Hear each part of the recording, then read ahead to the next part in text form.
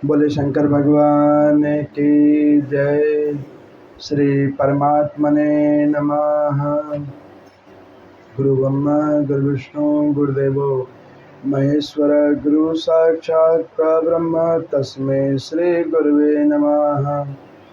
कर्पूरगौरं करुणावतारं संसार सारं भुजगेन्द्रहारं सदा वसन्तं हृदयारविन्दे भवं भवानी सहितं नमामि।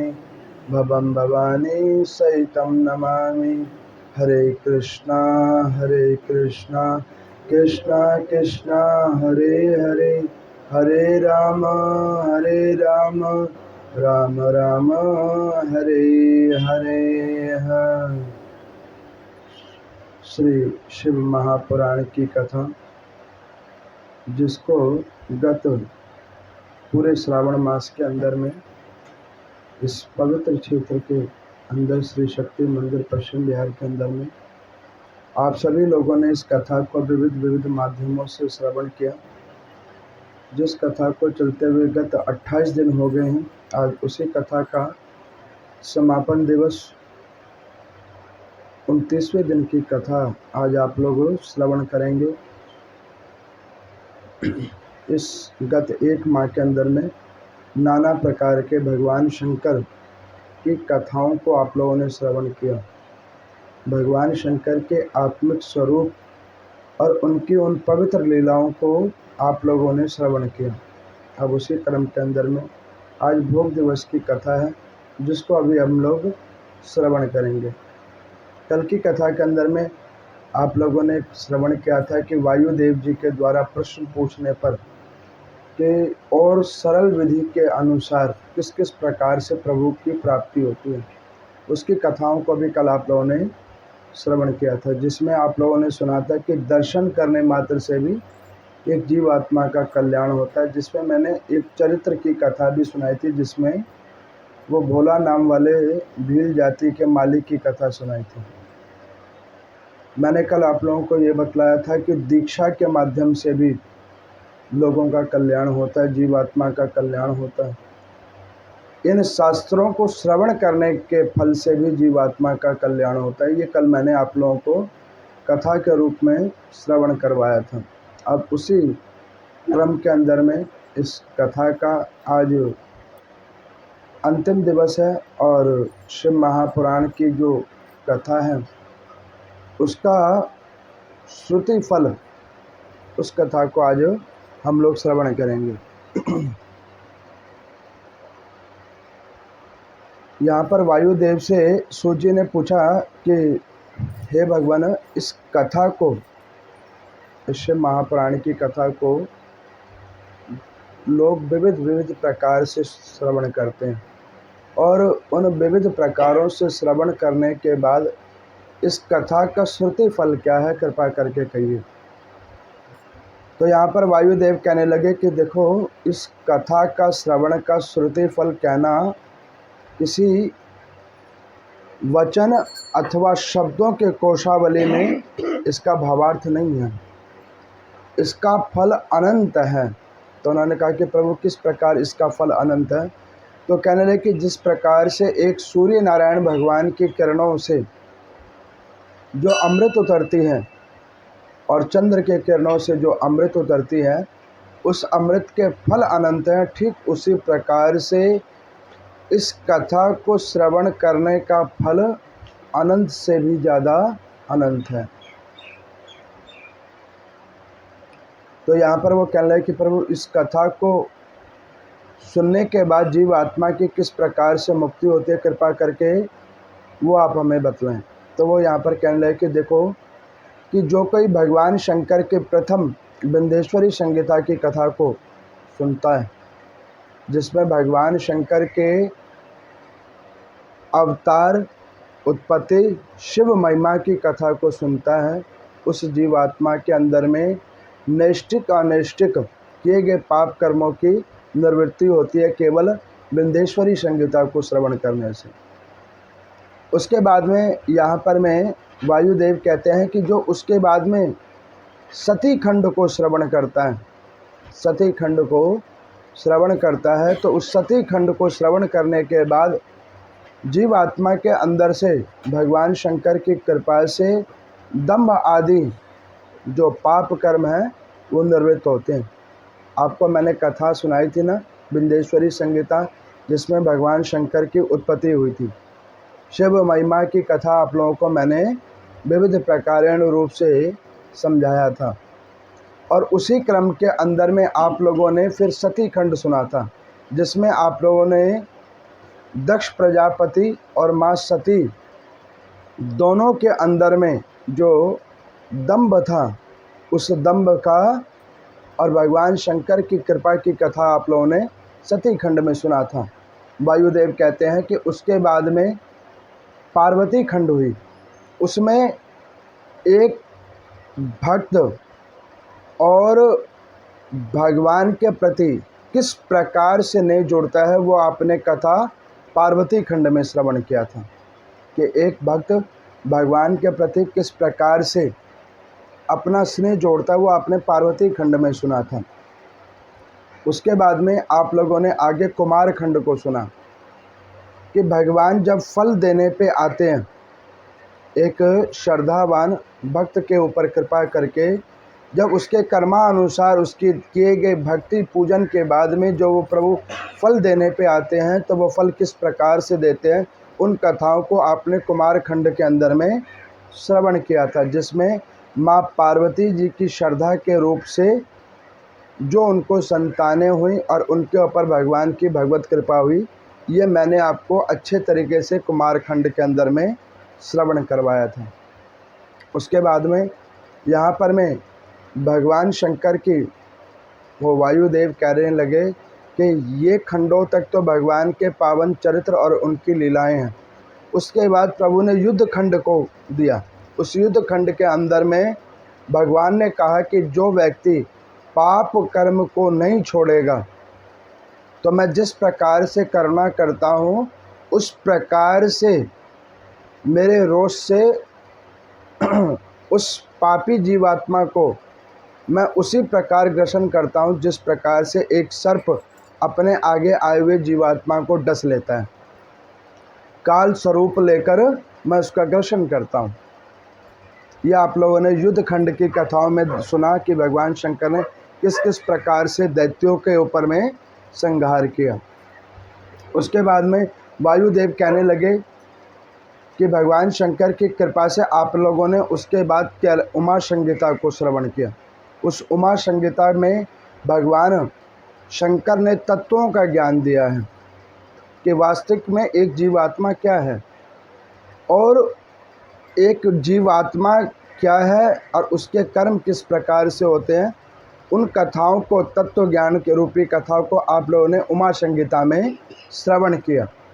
उसके बाद में कैलाश संगीता के अंदर में आप लोगों ने भगवान शंकर की किस प्रकार कृपा होती है एक जीवात्मा के ऊपर में, उन कथाओं को सुना, ज्ञान उपदेश के रूप में और नाना प्रकार के रूप में।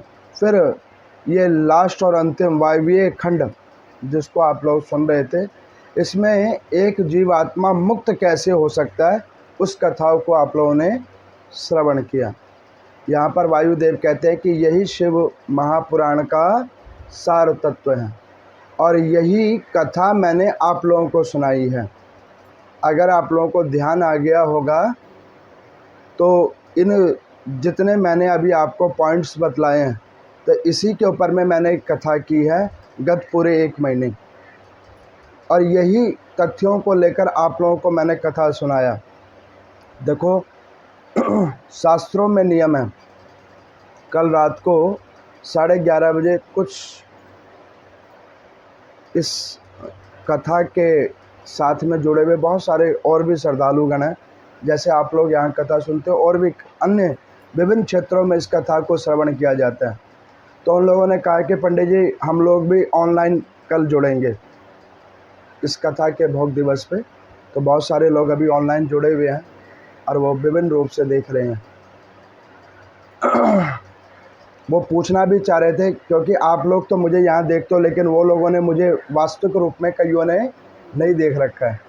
तो वो कहते हैं कि पंडित जी, वास्तविक रूप में, तथ्य रूप में जिस प्रकार आपने ये शिव महापुराण सुनाई, वैसे ही आपका भी वास्तविक रूप देखना चाहते हैं। तो मैंने उन्हें कहा कि कोई बात नहीं, कल सुबह में आप मेरा वास्तविक रूप देखना। यही मेरा आत्मिक स्वरूप है और यही मंदिर मेरा ज्ञान और बोध का क्षेत्र है। यही मेरा वास्तविक स्वरूप है। क्योंकि कई वीडियोस जो वो लोग देखते हैं, तो वो देखते हैं स्टूडियो के माध्यम से, तो वो उनको लगता है कि शायद ये कुछ है। तो मैं आपको बतलाऊं, मेरा वास्तविक स्वरूप और वास्तविक स्थान यही मंदिर है। अब मैंने आपको शिव महापुराण के अंदर में जो कथाएं आप लोगों को सुनाई, यही शिव महापुराण का वास्तविक स्वरूप है। शिव महापुराण को पूर्ण रूप से संपन्न करना और पूरी कथाओं को सहेज कर अपने अंदर में रखना बड़ा भाग्यशाली जीव होता है। तो वो इन कथाओं को सहेज कर अपने अंदर में रखता है। वेद व्यास जी कहते हैं कि देखो, इस पुराण की कथा को जैसे कोई भागवत सुनता है, तो वो भागवत सुनकर उसका फल अपने पितरों को देता है, तो वो मुक्त होता है। लेकिन जो कोई शिव महापुराण को श्रवण करता है जीवित, तो वो अपना तो कल्याण करता ही करता है, अपने कई पुस्तों का कल्याण केवल इस कथा के भाग फल को श्रवण करने से करता है। ये वेद व्यास जी की वाणी है इस शिव महापुराण के अंदर में। अब उसी प्रकार से ये कथा को मैंने आप लोगों को सुनाया। तो यहाँ पर सूत जी से शौनक आदि ऋषियों ने हाथ जोड़कर निवेदन किया कि महात्मन, अब कृपा करके कोई ऐसा प्रसंग आप हमें सुनाएं जिसके माध्यम से मुझे ये प्रतीत हो सके कि इस महापुराण को श्रवण करने के बाद इसका श्रुति फल क्या मिले। तो यहाँ पर मैं सूत जी इस पुराण की कथा में जो अंतिम अध्याय की कथा है, जिसको श्रुति फल कहते हैं, वो मैं आपको सुनाता हूँ। तो वो कहने लगे कि देखो, पर्व काल के अंदर में एक बिंदुक नाम वाले ब्राह्मण देवता थे, जो तत्वों का ज्ञान तो रखते थे, शास्त्रों का ज्ञान तो रखते थे, लेकिन उन ज्ञानों के बावजूद उनके अंदर से कुसंग खत्म नहीं हुआ। एक अच्छे गृहस्थ आश्रम के अंदर में प्रवेश होने के बावजूद उनके जीवन से कुसंग खत्म नहीं हुआ। अब उन्होंने क्या किया कि अपने इस जीवन कल्प के अंदर में नाना प्रकार के कुसंगों को प्रारंभ कर दिया। शास्त्रों का अध्ययन छोड़ के, भगवत चिंतन को छोड़कर पाप कर्मों में अपने आप को आसक्त कर लिया। उनकी ऐसी स्थिति हो गई कि उन्होंने क्या किया कि अपना गृहस्थ आश्रम भी छोड़ दिया। गृहस्थ आश्रम को छोड़कर चोरी, मांसाहार और वैश्यावृत्ति, इस प्रकार के नाना प्रकार के वो कुसंगों के अंदर में वो ब्राह्मण देवता लिप्त हो गए। उनकी जो पत्नी थी, उनके अंदर में भी अपने पति का प्रभाव पड़ा, जिनका नाम चंचुला था। उन्होंने भी इस अपने पति के किए गए कर्मों को देखकर अपने अंदर में भी उसी प्रकार का पाप कर्म का ग्रसन अपने शरीर के अंदर में प्रविष्ट किया, और वो भी काम आसक्ति के फलस्वरूप उन्होंने भी वैश्यावृत्ति प्रारंभ कर दिया। दोनों ने बहुत पाप कर्म किए। तो एक दिन उस ब्राह्मण देवता को नगर के अंदर में चोरी करते हुए लोगों ने देखा, तो उन्हें बहुत मारा, बहुत पीटा, और उनको इतना मारा जिससे उनका शरीर निस्तेज हो गया। तो जब उनका शरीर निस्तेज हुआ तो उन्हें यम के दूतों का दर्शन हुआ। यमराज के दूत आए और उन्होंने उन ब्राह्मण देवता को उठाया और वो नरक में लेके चले गए। मैंने आप लोगों को पीछे कथा में बतलाया था कि जैसा आपका कर्म होगा उस अनुरूप होकर प्रभु आपको फल देंगे। ये कोई बात कन्फर्म नहीं है कि जो ऊंचे वर्ण में आया है वो भगवान को प्राप्त करेगा। इसकी कोई गारंटी नहीं है कि केवल और केवल ब्राह्मण ही भगवान को प्राप्त करेगा। इसकी कोई गारंटी नहीं है कि जो केवल भावनिष्ठ होकर पूरे दिन पूरी रात भगवान की पूजा करे वही भगवत की प्राप्ति करेगा। भगवान कहते हैं कि जो कोई एक निष्ठ भाव से इन भगवत चिंतनों और इन कथाओं को श्रवण करने के बाद अपने अंदर में विशुद्ध भाव को लेके आएगा और पाप ना करने की अपने अंदर में ऐसी स्थिति को उत्पन्न करेगा, केवल उसी का कल्याण होगा। मान के चलो कोई व्यक्ति खूब पाप कर्म करे और गंगा जी में जाकर स्नान करे और फिर आ जाए, फिर पाप कर्म करे और गंगा जी में स्नान करे और कहे कि ये पाप मोचनी गंगा है, ये पापों को धोने वाली गंगा है, मैं जितने मर्जी पाप करूँ ये गंगा के स्नान से मेरे पाप कटित हो जाएंगे। तो ऐसे जीवात्माओं का मन का भ्रम है। वो भगवती गंगा फिर उसके लिए एक साधारण नदी ही बन जाती है, फिर वो पाप मोचनी गंगा नहीं रह जाती। क्योंकि व्यक्ति अगर अपने अंदर में पश्चाताप की और किए गए पाप कर्मों के ऊपर में उसको सुधारने की स्थिति को अपने अंदर में प्रवेश नहीं कराएगा, तब तक उस जीवात्मा का कल्याण नहीं होगा। तब तक आप चाहे अनंत से अनंत ये शिव महापुराणों की कथा सुन लो, कैसे भी रुद्राभिषेक करा लो, कितनी बार भी पूजा करवा लो, आपका कल्याण ऐसे नहीं होगा। तो इस प्रकार से यहाँ पर मैं जब वो बिंदुक नाम वाले ब्राह्मण देवता नरक के अंदर में चले गए, तो उन्होंने एक दिन रात्रि के समय में वो चंचुला नाम वाली ब्राह्मणी को दर्शन दिया कि देखो मैं प्रेत बन चुका हूँ, मेरे किए गए पाप कर्मों की सज़ा, मैं प्रेत बन चुका हूँ। अगर तुम ऐसा कोई कल्याणकारी काम करो जिससे मुझे प्रेत योनि से मुक्त करा सको और तुम इस पाप कर्म को छोड़ सको, ऐसा कोई कर्म करो। क्योंकि मेरी ये स्थिति हो गई है और मुझे 100% पता है तुम भी उसी मार्ग पे चल रही हो और तुम्हारी भी यही दुर्दशा होगी, इससे बचने का उपाय ढूंढो। अब उस प्रेत ने क्या किया, चंचुला नाम वाली ब्राह्मणी को एक चरित्र, एक दृष्टांत उसे दिखाया।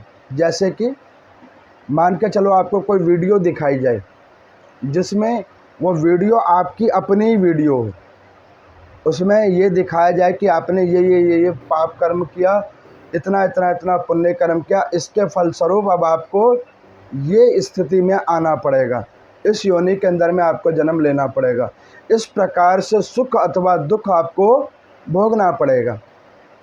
और आप उसे देखो और आपको भय लगे कि भाई अब क्या होगा और इसको कैसे सुधार किया जाएगा। तो उस स्थिति को उस ब्राह्मण ने जो प्रेत योनि में बन गया है वो चंचुला को दिखाया कि देख मेरी तो दुर्गति हो ही गई, लेकिन कम से कम तू अपनी गति तो करवा ले और मेरी मुक्ति का कोई उपाय ढूंढ। क्योंकि शास्त्रों में वर्णन है पति पत्नी का जोड़ा कोई एक जन्मों का नहीं होता,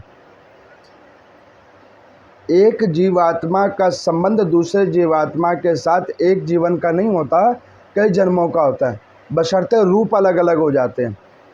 मान के चलो कोई अभी पत्नी है, भविष्य में हो सकता है कि वो पति बन जाए, ऐसा गारंटी नहीं है कि जो नारी है वो नारी ही रहेगी और जो पुरुष है वह पुरुष ही रहेगा। कर्मानुसार, उसके भाग के अनुसार उसकी योनि और उसके जो लिंग हैं वो परिवर्तित होते हैं। कोई पुल्लिंग हो सकता है और कोई स्त्रीलिंग भी हो सकता है। अब इस प्रकार से जब उन्होंने ये उस ब्राह्मणी को बतलाया तो उन ब्राह्मणी ने क्या किया कि उस अपने आत्मिक शरीर रूप वाले पति को जो प्रेत की योनि में है उसकी मुक्ति का उपाय को वो ढूंढने के लिए नगर नगर भ्रमण करने लगी। सारे नगरों में उसने भ्रमण किया, उसे कुछ समझ नहीं आया। तब भगवान शंकर की नगरी काशी विश्वनाथ के अंदर वो गई। गंगा के किनारे वहाँ पर उसने शिव महापुराण की कथा को होते हुए सुना उस कथा को सुनते वक्त उसने क्या सुना कि वो कथा जो व्यास गद्दी पे जो ब्राह्मण देवता बैठे हुए थे, जो वो कथा कह रहे थे, वो इस बात को कह रहे थे कि अगर जीवन में किए गए पापों से निर्मुक्त होना है, इस लोक में सुख और परलोक में सुख की प्राप्ति करनी है, तो ओम नमः शिवाय का जाप अवश्य करना है, प्रणव अक्षर मंत्र का जाप अवश्य अवश्य करना है। अब इस प्रकार से जब उन्होंने उन ब्राह्मण देवता की कथा को सुना तो उसके अंदर में कुछ तत्वों का ज्ञान प्रवेश किया। अब देखो 28 दिनों से मैंने भी आपको कथा सुनाई है, अब सर तो सबने हिलाया है, बाकी ज्ञान किसके अंदर में क्या पहुंचा ये अब आपके हाथ में। मैंने अपना काम था सुनाने का, मैंने सुना दिया, अब किसके अंदर में क्या पहुंचा मुझे नहीं पता। अब पहुंचा या नहीं पहुंचा, अथवा किसी भी प्रकार का कैसा भी भाव हुआ, ये भी आप लोगों की अपनी वो है। देखो मैं आपको बतलाऊं, एक व्यक्ति जाता है किसी की शादी में और वहाँ पे देखता है बहुत सारे स्टॉल लगे हुए हैं, कहीं पे कुछ पकवान है, कहीं पे कोई पकवान है, कहीं पे कोई पकवान है।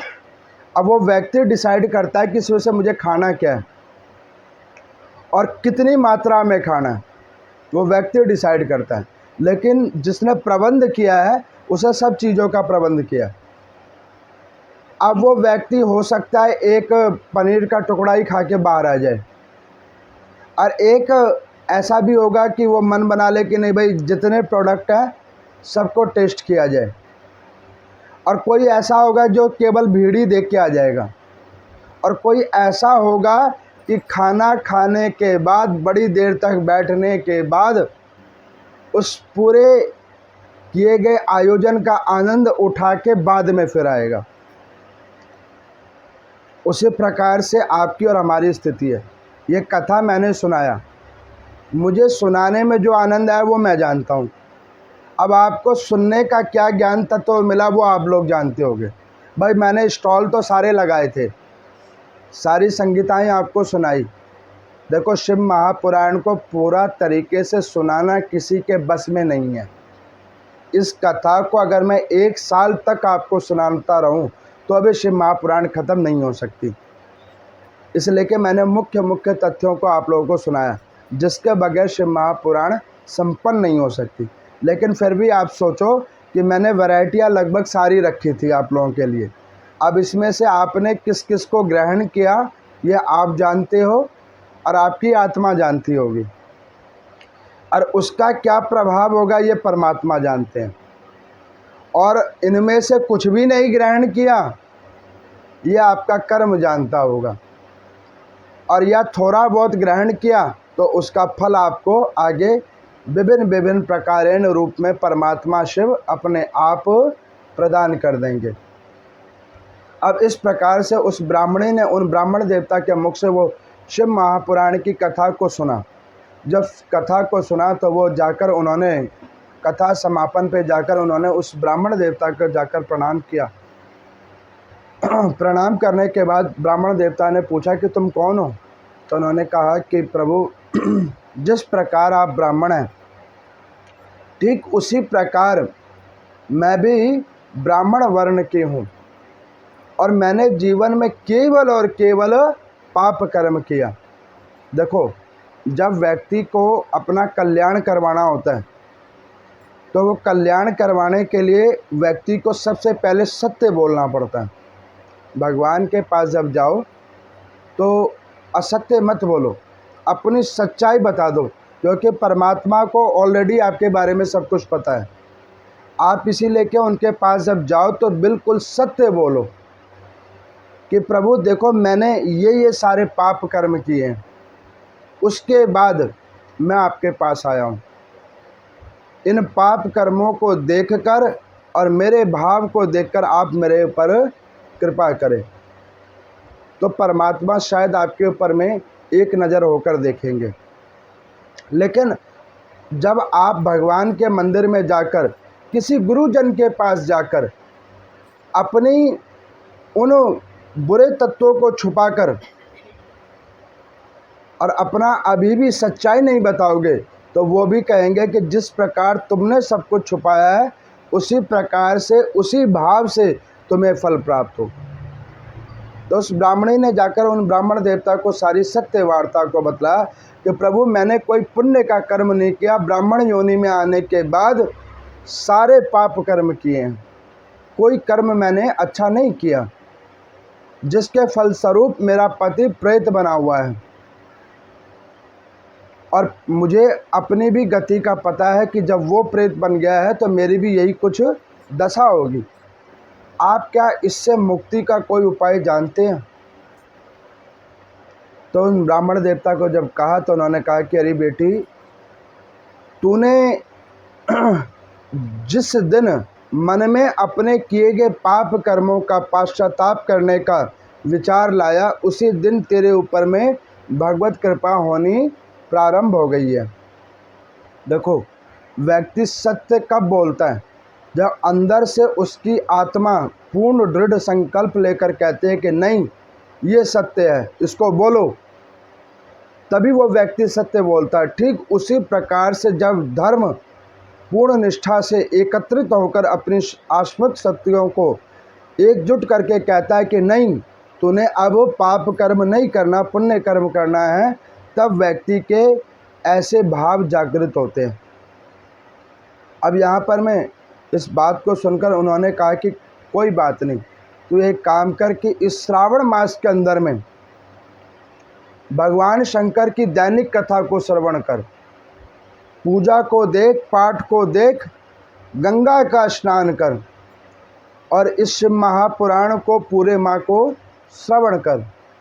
और जब तुझे तेरा पति प्रेत रूप में मिले तो इस कथा का भावार्थ तू अवश्य सुनाना। मैंने कई बार पुराण की कथाओं में आप लोगों को कहा था कि पुराण का श्रुति फल कैसे आपको मिलेगा। जो आप मुझसे कथा सुनते हो उस कथा को कम से कम और किसी को नहीं तो अपने परिवार में इस कथा का कुछ भाग आप अवश्य सुनाओ, तो उसका श्रुति फल आपको भी मिलेगा और उस सुनने वाले व्यक्ति को भी मिलेगा।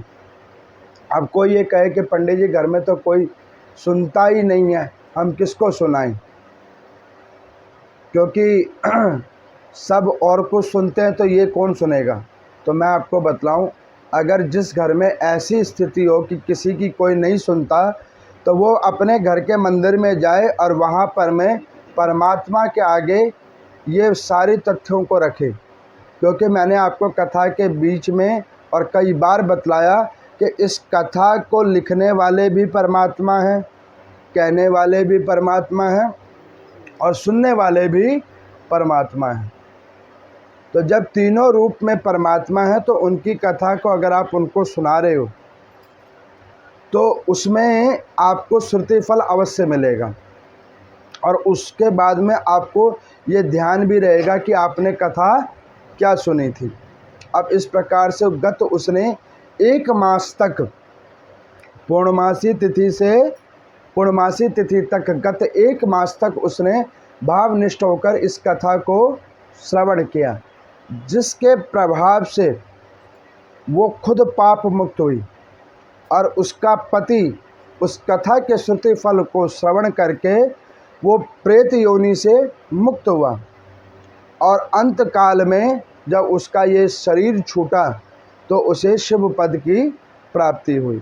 यह शिव महापुराण की वायवीय खंड की अंतिम कथा थी जो मैंने आप लोगों को श्रवण कराई। अब इस कथा को बहुत बहुत प्रकार से बहुत जगहों पे इस कथा को सुना गया।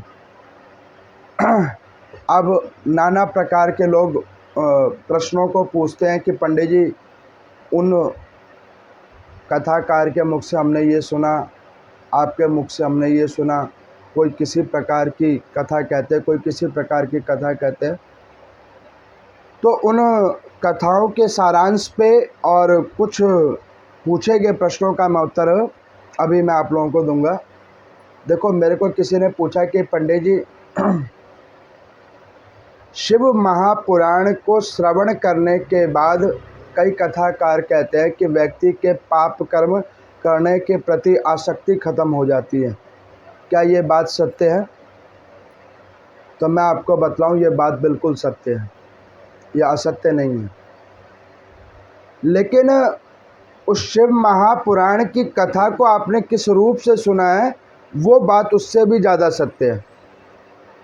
आप यहाँ पे कथा सुनने आए हो अथवा इस कथा को अन्यत्र माध्यमों से आपको सुनते हो, तो उसको सुनने के बाद आप कैसा प्रतीत कर रहे हो, उस अनुसार आपको फल मिलेगा। तो ये पहला प्रश्न मुझे पूछा गया था। दूसरा प्रश्न मुझे किसी ने पूछा कि भगवान शंकर की पूजा करने के बाद एक जीवात्मा का कल्याण किस प्रकार होता है। देखो, मैंने पीछे भी आप लोगों को बताया था कि मैं केवल उन्हीं प्रश्नों का उत्तर देता हूं जो वास्तविक रूप में पूछने योग्य हैं। अब कोई नॉनसेंस वाली बातें कहे कि भगवान शंकर और शिव और शंकर में भेद है, ये आप बताओ, तो ये कैसे मैं बतलाऊं। और या कोई ऐसी और पूछे कि जी मूंग की दाल चढ़ाने के बाद मेरा काम बनेगा कि नहीं बनेगा, ऐसे प्रश्नों को पूछे तो उसका मैं उत्तर नहीं देता। जो वास्तविक प्रश्न है उसके मैं उत्तर देता हूँ। और ये मैंने मन बनाया हुआ था कि जब ये कथा ख़त्म होगी तो मैं इनके उत्तर दूंगा। देखो, शिवलिंग की पूजा करने वाला व्यक्ति ही नहीं, पशु पक्षी कोई भी जीव आत्मा जो भगवान शंकर के शिवलिंग की पूजा करता है, किसी भी रूप से करता है, तो वो मुक्ति को प्राप्त करता है अपने कर्मानुसार। अथवा उसके कर्म अगर अभी भी बहुत ज़्यादा पापों से आसक्त है तो उसका फल उसको फिर भी मिलेगा। कुछ समय कल्प में उसके पाप कर्म कटित होने लगेंगे। तो शिवलिंग की पूजा करने का फल सबको अवश्य ही अवश्य मिलता है। तीसरा प्रश्न मुझे किसी ने पूछा था कि पंडित जी, शिव महापुराण को श्रवण करने का वास्तविक समय और स्थिति कौन सी होती है। तो मैं आपको बतलाऊं, शिव महापुराणी नहीं, किसी भी धर्म शास्त्र को पढ़ने का, श्रवण करने का वास्तविक समय जो है सो या तो ब्रह्म मुहूर्त होता है या गोधूली काल होता है। इसके अलावा जितने भी समय कल्पों में कथा को पढ़ा अथवा श्रवण किया जाता है उसका भी फल है, लेकिन ये जो 2 कल्प हैं उसका फल कई गुना अनंत होता है। इसीलिए क्या आप देखते हो ना कि मंदिर में कथा सुबह ही होती है। ये कथा मैं शाम को भी सुना सकता था, लेकिन कायदे से इसका फल सुबह का ही है। आप देखो, अभी सब आप लोग स्नान करके आए हो, ठीक है। आप सब लोगों में से किसी ने भी अन्न को नहीं लिया होगा। चाय तो ले लिया होगा लेकिन अन्न नहीं लिया होगा। चाय भी नहीं लिया, चलो बहुत अच्छी बात है, कोई बात नहीं भाई। कुछ कुछ कुसंग भी तो होते हैं शरीर के साथ। अब उस कुसंगों में एक कुसंग ये भी है चाय पीने की। कथा के बाद होगी, अच्छा, कल के बाद। तो अब इस प्रकार से इस समय कल्प में जो आप इसको श्रवण करोगे तो आपके शरीर के अंदर में कोई अन्न की मात्रा नहीं है, और अन्न से उत्पन्न गुण अथवा अवगुण वो दोनों ही नहीं है आपके शरीर में। तो इस समय में जो कथा मैंने आपको सुनाई, ये गत 2 महीनों में आपने विष्णु पुराण और शिव महापुराण को सुना। मेरा मानना है, और इस ग्रंथ के रूप में मैंने कई संत मुनि जनों के मुख से सुना, आप सो जरूर गए होंगे लेकिन वो तरंग रूप में आपके अंदर में ज़रूर पहुंची होगी। जो लोग सो गए होंगे मैं उनकी बात कर रहा हूँ, नहीं जो जगह उनकी नहीं, तो उनके शरीर में भी ये तरंग की मात्रा रूप में अवश्य अवश्य ये कथा पहुंची होगी, तो उसका भी फल आपको अवश्य मिलेगा। उसके बाद चौथा प्रश्न मुझे किसी ने पूछा कि पंडित जी, शिवलिंग की पूजा एक पुरुष अथवा स्त्री को किस स्थिति में करना चाहिए। तो मैं आपको बतलाऊं, शिवलिंग की पूजा हर स्थिति में कर सकते हो, कोई भी स्थिति हो। केवल सूतक के काल में अथवा रजस्वला स्त्री को छोड़कर अन्यत्र किसी भी स्थिति में आप भगवान शंकर की पूजा कर सकते हो, और हर स्थिति में किए गए पूजा का फल है। और पांचवा और अंतिम प्रश्न जो मुझे अच्छा लगा उन प्रश्नों में वो ये है कि क्या भगवान शंकर की हमारे ऊपर में कृपा होगी। ये मेरे को जिसने पूछा था, अच्छा वो उस श्रद्धालु को आप लोगों ने नहीं देखा लेकिन अभी वो ऑनलाइन है।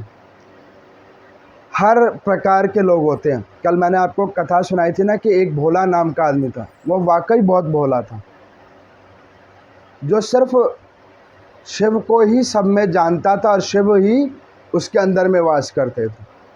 इसीलिए भगवान शंकर उसके ऊपर कृपा करने के लिए उस वृद्ध ब्राह्मण के रूप में आ गए थे।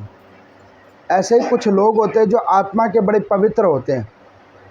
तो वो जब कोई ऐसा प्रश्न, देखो मेरे पास में हर प्रकार की श्रद्धालु आती है, इस कथा को भी हर प्रकार से सुना जाता है।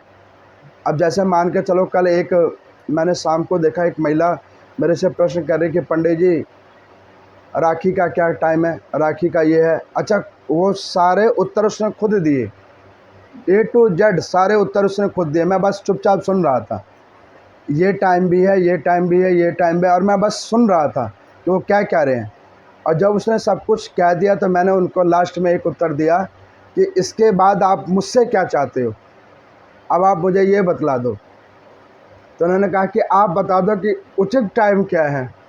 मैं कहा जब सारे टाइम तुमने खुद ही जान लिए हैं तो इसके बाद भी उचित टाइम मुझसे क्या पूछना चाहते हो। तो जो इस प्रकार के लोग हैं, जो पहले ही ज़्यादा अपने ज्ञान को श्रेष्ठ कर करके बैठे हैं, उनके ऊपर में कभी भी भगवत प्राप्ति नहीं होती। जिसके अंदर में सुनने की इच्छा है और श्रवण करने की वो धैर्य है, केवल उसी को भगवत प्राप्ति होगी। और मुझे पता है कि जो जिसने ये प्रश्न किया वो सुनने में ज़्यादा अपने आप को मानती है कि पहले सुनो और उसका फिर अध्ययन करो। और जो लोग भगवत चिंतन को बार बार श्रवण करते हैं और उसका अनुसरण करते हैं, केवल और केवल उन्हीं के ऊपर भगवत प्राप्ति होगी। तो ये 5 प्रश्न मेरे को जो अच्छे लगे उसको मैंने आप लोगों को, जो आप लोगों के द्वारा पूछे गए थे, मैंने उसका उत्तर दिया है। अब इस कथा के समापन पे मैं अपने भाग से इस श्री शक्ति मंदिर के अंदर में वास करते हुए देवी देवता गणों के भाग से जिसने जिस भी भाव से इस कथा का एक अंश, बहुअंश अथवा पूरी कथा को जिसने भाव निष्ठा रूप से सुना होगा, उनके ऊपर में भगवान शंकर की अति कृपा बनी रहे। परमात्मा शिव उन्हें सुख संपत्ति वैभवता प्रदान करें और सनातन धर्म के प्रति निष्ठा को जागृत करें और उनके ऊपर इतनी कृपा करें कि कम से कम उनसे कोई पाप कर्म ना हो और सत्य के ऊपर में उनका चलने का दृढ़ संकल्प बने। बोले शंकर भगवान की जय।